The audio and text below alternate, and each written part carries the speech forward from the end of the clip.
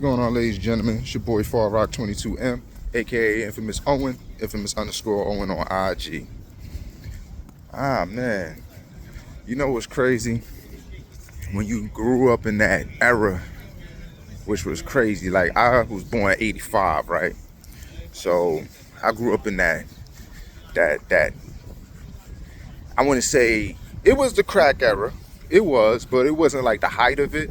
It was more when the pop was more simmering down, I guess, in the 90s. No, it was still active in the 90s, very active in the 90s. But I remember there was times, and I can say how I see how it affected the community. You know, some people have their ways of how it affected the community, but, you know, I was young enough to understand what were drugs and how it was a bad thing. I ain't gonna lie. When they made movies like New Jack City and stuff like that, New Jack City made a drug dealer look very bad. You know what I'm saying? And you know, so as a kid, when I was young, New Jack City came out when I was like 6 or 7. Now, of course, my parents didn't let me watch that. They wasn't cool with that. But of course, you always have friends that had parents, or when they parents left, or when my parents left, you know, the movies around. You know, put it like this, you know, we had that cable back in the day, so, you know, my parents wasn't always home, but you know what I'm saying? So you already know. We probably gonna watch that on the pay-per-view channel, or we gonna order that movie. You know what I'm saying? Hold on. What's up, kitty? Yeah, so, anyway, like I was saying, yeah, I remember like the activities that used to go on, right? And you know, the neighborhood, I say, was more dangerous back then. It wasn't like how it is now. How it is now, I just say it's a little reckless. It's very reckless. But back then, it was scary in them streets, bro. I remember when I was young, we used to go back and forth to Harlem. You know, my family, my mom, she's from Drew Hamilton. That building on 7th Avenue. And I'll never forget, to a T, my family, they grew up there, you know what I'm saying? I got an uncle, you know what I'm saying? They used to live on, Drew Hamilton got 21 floors. I remember this because I didn't say lived, I ain't lived there, but we used to be on the 20th floor, right? And it was that building on 7th Avenue, not the associated building, but the one next to it. I think it's like 2034 or 2038. But we used to go to that. I'll never forget, because that elevator ride was so scary. And if you remember, anybody who's from Drew Hamilton, that building specifically, they had like 2 sets of elevators. They had the elevators when you first walk in, and I think those elevators only go up but so high. And then you got the other elevators that go all the way to the top. I think those was constructed later on or something like that, or the first set of elevators was constructed later on. But anyway, that elevator ride was scary. And you had to do some kind of trick with the button so the elevator could go up right. It was crazy in the early 90s over there. I'll never forget, I had an uncle, well, I still have him, you know, he's up there, not in Drew Hamilton, but he's running around the Bronx somewhere, you know, that stuff got the best of him. And that's one example of how I see the effects of what crack and, you know, the drugs did, even with my family. Now, don't get it confused. My uncle wasn't immediate family as far as, you know, him. I see him every single day, but every time I seen him, without knowing, I see you know, what's going on. Still young enough naive enough to be like, you know, oh, nah, he's stressed or whatever, because my grandfather died in the early 90s. He died around like 90, 91. I was like I said, 6 or 7. I used to go back and forth a lot to Virginia. And my uncle, he was in the Army. He was in the Navy. I always looked at him like some Navy SEAL guy. This is when, you know, I see that you could have a lot and lose it all. My man had family, you know, still got family, but like big house, like 2 cars, motorcycle, you know what I'm saying, backyard, nice neighborhood. I think we was in Chesapeake. This is why I have such a love for the South. You know, like, I plan to retire in the South. Like, I don't care. Like, I don't want to live in New York forever. I want to be in the South somewhere in North Carolina, big property. You know what I'm saying? That's my what I want to have as my end game. But yeah, so I'll never forget, because I was born 85, but I could remember like 89. That's the year my sister was born. You know, I remember certain things about the 80s, and I remember Virginia a lot and Michael Jackson a lot. Anyway, I remember my uncle, he used to have this Regal. I knew it was a Buick Regal now, but yo, I used to love when he used to come pick us up at the airport with that car, man. Like, that car was loud.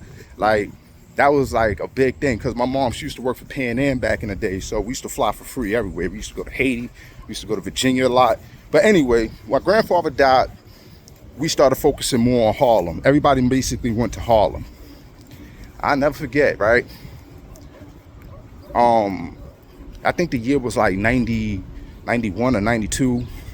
It was around that time when that Mariah Carey album came out. And like I said, the streets was scary. Harlem was scary. FarRockaway was scary. New York was scary. So we used to go to Harlem a lot too. And like I said, we going to the projects. I used to hate that elevator. I used to get out the car and start crying right away looking at them high rises. Drew Hamilton, boy. Whew. Like I said, as soon as you get off the elevator, you make a right, first apartment. That shit was a 4-bedroom apartment, big as hell.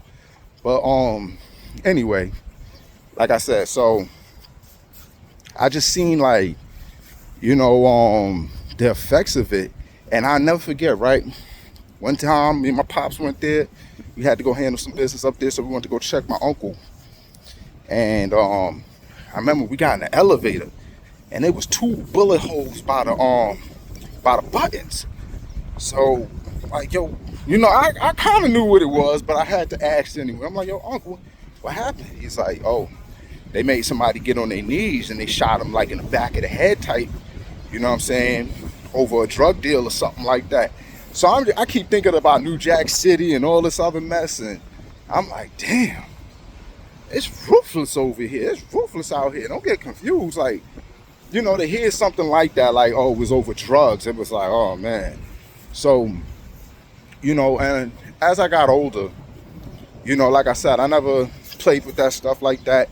I've been around it, but I noticed that it had an effect on the community, because everybody I know that touched that stuff or basically indulged in it, it didn't go well for them.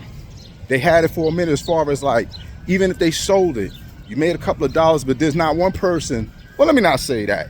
There's probably like 2 or 3 people I know that never had a run-in with the police, and the reason why is that they probably had 1 or 2 fiends, and they were like next door neighbors or people that they knew for years, and this the only way they could get it, or this the only person they could trust or keep a secret with, you know what I'm saying? So that was the only time when I seen people like, all right, you know what I'm saying, made it in and out. And they ain't sell it for long. They had it for a couple of months, and then after that it was just like, I don't want to do this no more. But everybody I know, excuse me, hold on.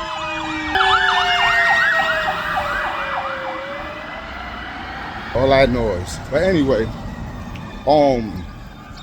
yeah, so the people I know that probably dealt with it and didn't have no trouble with it, they made it in and out.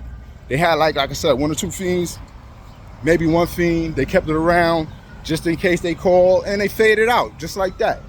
But everybody that tried to make a career out of it, it didn't go well for them. They had to bite the bullet one way or another, whether it was big or small. They had to answer the law enforcement. Like, that shit is a trap. So, and I noticed a lot of my friends and peers was, you know what I'm saying, getting into that, and they always had run-ins. Like I said, if you check Rockaway's history, a lot of indictments, they was focused on that. But I just remember in the 90s, man, it was really slimy. It was really slimy and grimy. And a lot of people did bids off of that, man. A lot of people did stretches off of selling crack. Like, it took away a lot of people. And then when I realize it now, when I see that some of my peers were raised by their grandmothers, that was basically an example of how the crack game affected, you know what I'm saying? Now, of course, some people, you know, parents, not everybody parents was on crack. I'm not gonna say it like that. or whoever was raised by the grandparents was on crack. But 9 times out of 10, if people was raised by the grandmother, crack probably had something to do with that, whether it took the parents away in the penitentiary or their parents was messing with that stuff and it was a dangerous environment for the kids, and the grandparents took that away and said, and took the kids over and said, nah, we ain't gonna do that. And a lot of times the parents got their lives together and some didn't. You know what I'm saying? But that was one of the results that I noticed.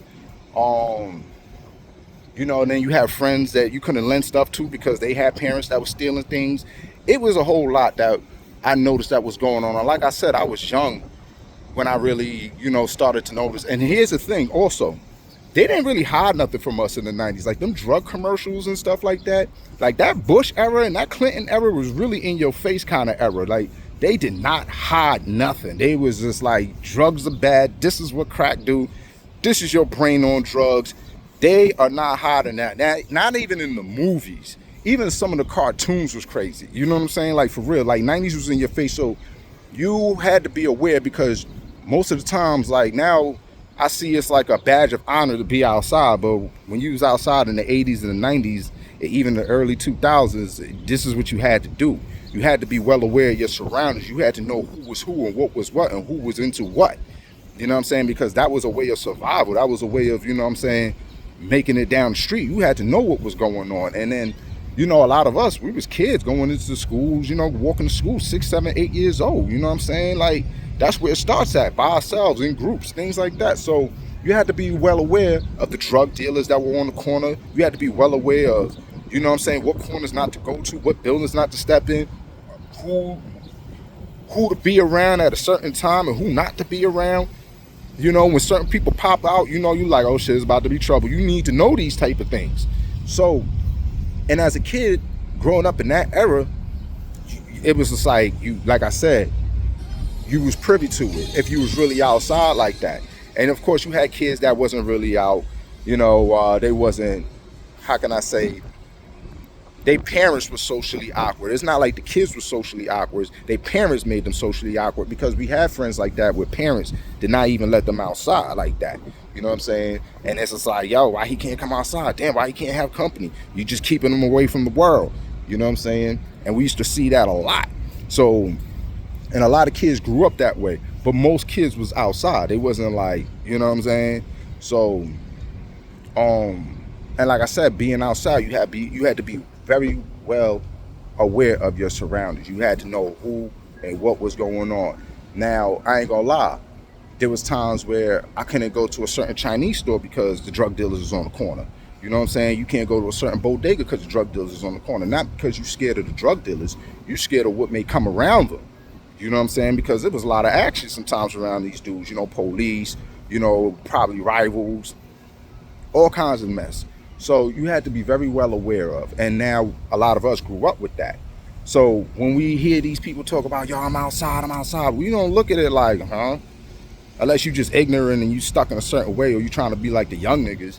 But most of the people who have a mature mind don't take it as a badge of honor to be like, yo, I'm outside, nigga. That's the fuck we was doing. That's what we raised up on. And you had to be outside. Everybody was outside. The grannies are sitting on the porch.